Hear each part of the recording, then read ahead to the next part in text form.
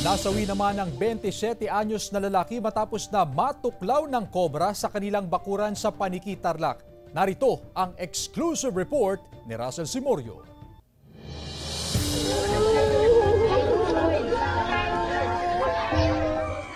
Nasawi ang 27 anyos na lalaki na si J.R. Bungay matapos sumanong matuklaw ng ahas sa labas ng kanilang bahay sa Barangay 10, Paniki, Tarlac.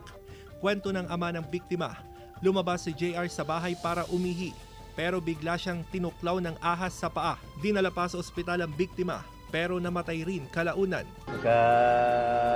Niya, ginising kami. Sabi niya, natuka ako ng ahas kanya. 5 araw matapos mailibing ang biktima, nagtawag ang pamilya ng mga snake rescuer para hulihin ang ahas na tumuklaw sa biktima. Babala mga kapuso, huwag gagayahin ang mapapanood na video.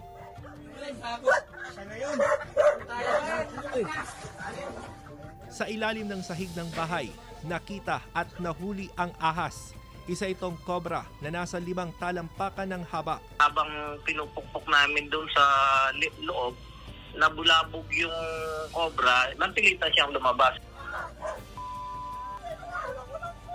Isinilid sa sako ang cobra at para sa kaligtasan ng mga tao roon, pinagahampas ang cobra hanggang sa mamatay.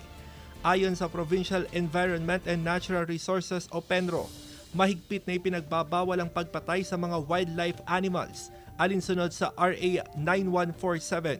In case of emergency yun, pag siyempre, poprotektahan mo yung sarili mo din. Pag alanganin din, siyempre, wala kang ibang paraan kung paano mo takasan yun. May provision doon sa RA 9147. Kasama si Daryl Peralta, Russell Simorio, One North Central Luzon.